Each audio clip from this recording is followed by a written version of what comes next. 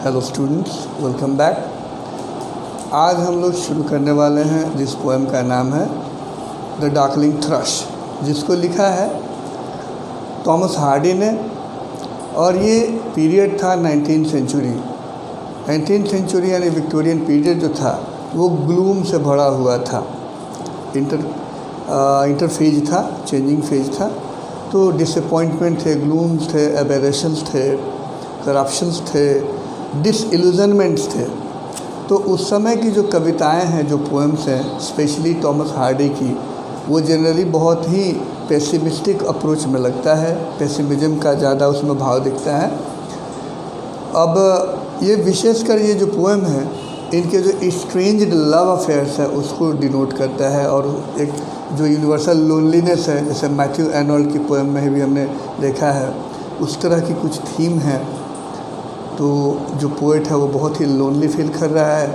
और वो ऐसा इनका मानना है कि बहुत वो किस्मत वाले होते हैं जिनका लव जो है वो फ्रूटफुल होता है या फिर वो कामयाब होता है, वरना मैक्सिमम जो लव अफेयर्स हैं या लव हैं वो फेल हो जाते हैं, वो टूट जाते हैं, बिखर जाते हैं और इंसान जो है एक अकेला पड़ जाता है और वो फेंका जाता है, ऐसा महसूस करता है। तो कुछ इसी तरह की थीम को बयां करता है ये poem the darkling thrust. Let me explain it. The darkling thrust, यहाँ डार्कलिंग थ्रश का मतलब है, thrust is a kind of bird, एक पक्षी का नाम है थ्रश। और वो हैप्पी नोट है, बहुत खुश है।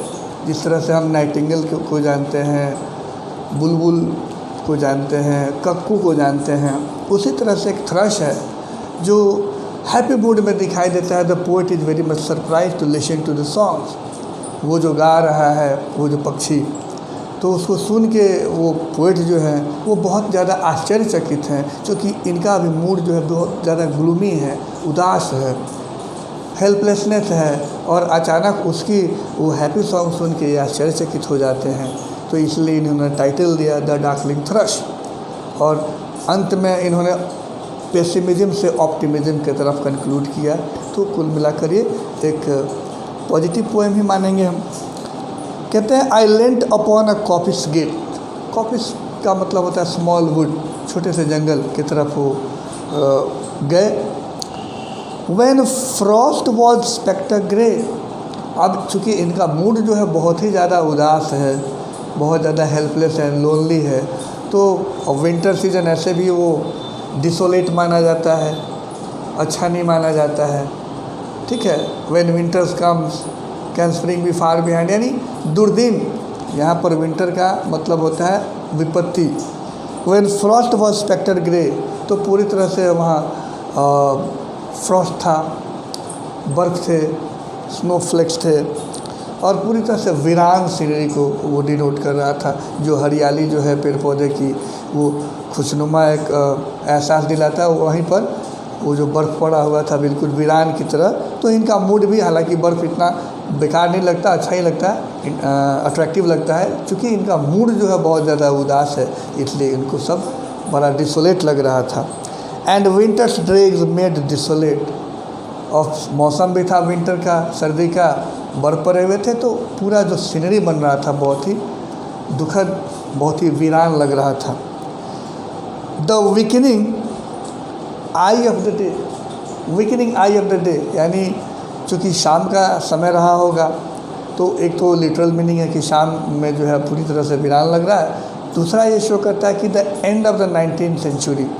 चूँकि ये ऐसे पोएट हैं जो विक्टोरियन पीरियड से शुरू होकर मॉडर्न में आते हैं और मॉडर्न पोएट्री भी लिखते हैं। एक बेहतरीन कवि हैं, बेहतरीन नॉवेलिस्ट भी हैं।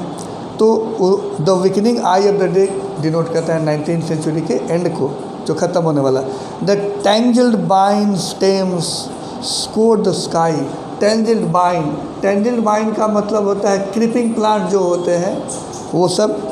ठीक है, तो like strings of broken lawyers, मतलब क्या है कि जो भी क्लाइंबर होते हैं, लत्तर जिसको कहते हैं, वो जो पौधे होते हैं वो किसी सपोर्ट के बिना वो आगे खड़े नहीं हो सकते, तो उनको सपोर्ट चाहिए होता है। तो ऐसे लग रहे थे, जर्जर हो गए थे विंटर में, कि जैसे जो है वीणा का तार जो होता है, ठीक है, स्ट्रिंग्स जो होता है किसी भी वाद्य यंत्र का, उस तरह से बिखरे पड़े हुए हों, ठीक है।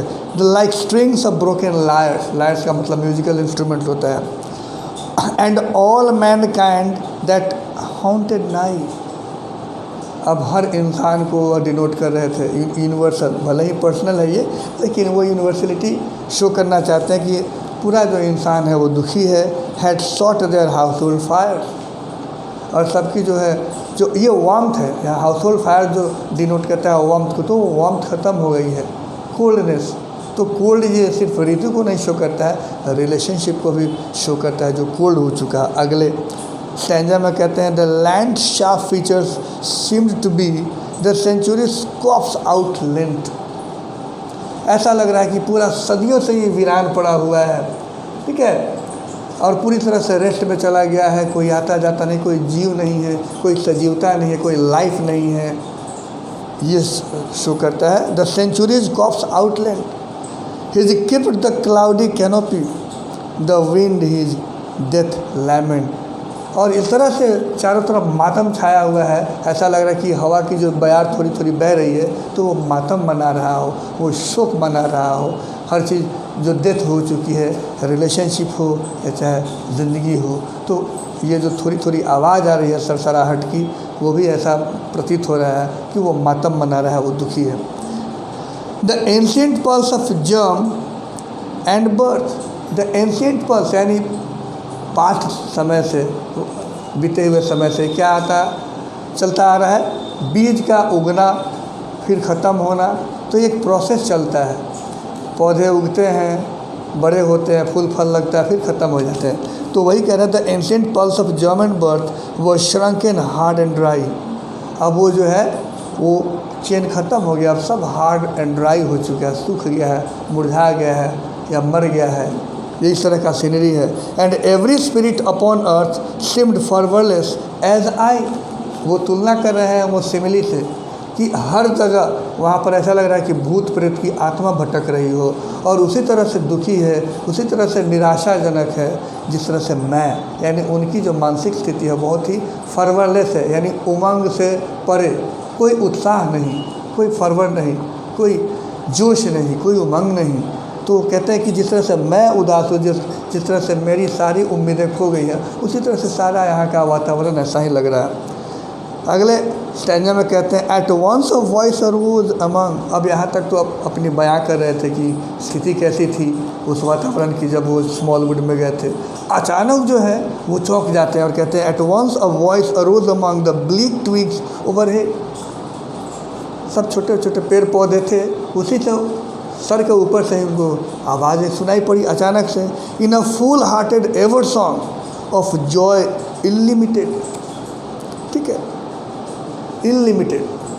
अब अचानक जो आवाज़ सुनाई पड़ी वो पूरी तरह से दिल खोल के ओपन हार्ट से पूरे फुल फ्लेजेड होकर गा रहा था, और सुनने से ऐसा लग रहा था जो बहुत ही हैप्पी सॉन्ग हो और इनलिमिटेड, जिसका कोई लिमिटेशन नहीं, इतना ज़्यादा खुश होकर वो गा रहा था। एंड एजेड थ्रश, यानी जो पोएट है वो भी बूढ़ा हो गया है, इनके सारे उमंग ख़त्म हो गए हैं। अब तुलना कर रहे हैं कि वो जो थ्रश है, वो जो पक्षी है, वो भी बूढ़ा है, लेकिन उसके पास इतनी क्या रीज़न है जो इतना खुश होके गा रहा है, फुल हार्ट होके गा रहा है, अपनी ज़िंदगी के अंतिम समय को भी इतना एंजॉय कर रहा है। फ्रेल गॉन्ट एंड स्मॉल, छोटा है, कमज़ोर हो गया है, अब जर्जर हो गया है, उसकी स्थिति ऐसी है, फिर भी इतना खुश होके गा रहा है। इन ब्लास्ट बेराफिल्ड प्ल्यूम, तो आश्चर्य हो रही कि फिर इतना ज़्यादा कैसे हो प्लास्टिक मोमेंट में गा रहा है, क्या रीज़न हो सकता है, ऐसे क्या कारण होंगे, ऐसे क्या रिसोर्सेज होंगे इसके पास। हैड चोजन दस टू फ्लिंग हिज सोल, जिसने ऐसा चुनाव किया कि इस उम्र में आकर इस तरह का गाना गाए। अपॉन द ग्रोइंग ग्लूम, अब इनका जो है, चूँकि इनकी मौत जो है नज़दीक आ रही है, बूढ़े हो चुके हैं, शरीर में वो एनर्जी नहीं रही है, तो उसको कहते हैं ग्रोइंग ग्लूम। इनका जो हेल्पलेसनेस है और नाउम्मीदी जो है वो और ज़्यादा बढ़ती जा रही है, ठीक है। तो उसमें ये इसके जो गाने, so little cause for caroling, Christmas carol गा रहा है, क्या कॉज हो सकता है, क्या ऐसा रीज़न हो सकता है। ऑफ सच एक्सटैटिक साउंड, जिसमें इतनी खुशी, एक्सटैसी, परमानंद जिसको कहते हैं, उसकी साउंड आ रही है ऐसी, नोट आ रही है उसके संगीत से, उसके गाने से। Was written on terrestrial thing. ये अर्थली गाना कहाँ लिखा गया था, कौन सा सॉन्ग ये गा रहा है, इतने सुखद, इतने खुश। और फार और नाई अराउंड, दूर दराज नज़दीक कहीं पर भी इसकी आवाज़ गूंज रही है। That I could think there trembled through his happy good night air. और रात की जो बयार है, हवा है, उसमें उसकी जो है आवाज़ गूंज रही है, इसका जो गाना गूंज रहा है। अब कहते हैं कि हो सकता है, वो गेस करते हैं, सम ब्लेस्ड होप, इनके पास होपलेसनेस है, ये नाउम्मीद हो चुके हैं, एकदम वीरान हो चुका है इनकी ज़िंदगी जो है। तो उनको लगता है कि ये जो थ्रश है, ये जो पक्षी है, इसके पास ज़रूर कुछ ब्लेस्ड होप होगी, कुछ उम्मीद होगी जो बहुत ही डिवाइन होगी। वेयर ऑफ ही न्यू, जिसकी जानकारी इसे है। And I was unaware. ठीक है, ये तुलनात्मक अध्ययन करते हैं कि इस उम्र में आकर ये अज्ञानता कह रहे हैं कि शायद मैं अज्ञान हूँ। ये जो है विजनरी है, ये जो थ्रश है वो इतना विजनरी है कि इसे उस हैप्पी नोट, हैप्पी उम्मीद जो है उसको वो प्रतीत हो रहा है, उसके बारे में उसको जानकारी है, वो दूरदर्शी है, वो देख ले रहा है, इसलिए खुश होकर गा रहा है। और मैं अज्ञान हूँ, अभी भी मुझे नहीं समझ में आ रहा है, जबकि हर पल जीवन का होता है वो अच्छा होता है। उम्मीद होनी चाहिए, होप होनी चाहिए, विज़न होनी चाहिए। तो वो कहते हैं कि शायद इसके पास विज़न है जो मेरे पास नहीं है। That I was unaware. तो अंत में जो है ये उस चीज़ को स्वीकार करते हैं कि हो सकता है कि वो ब्लेस्ड होप के साथ वो खुश है, और मैं दुखी इसलिए हूँ कि मेरे पास विज़न नहीं है और मैं उस खुशी को देख नहीं पा रहा हूँ, तलाश नहीं पा रहा हूँ जो मुझे चाहिए। तो ये है द डार्कलिंग थ्रश पोएम की explanation. Thank you very much. Keep on watching, sharing and subscribing. Thank you.